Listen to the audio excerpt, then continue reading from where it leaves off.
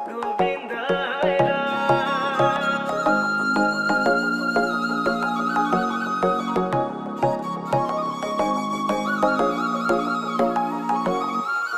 শুনিলো দূৰণিত কুলি কেতেকীয়ে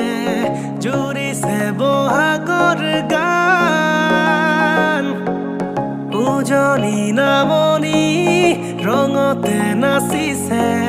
বিহুতি অসমীৰ প্ৰাণ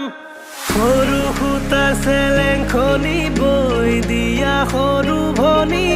বিহু মাৰিবলৈ যাওঁ ঐ গোবিন্দাই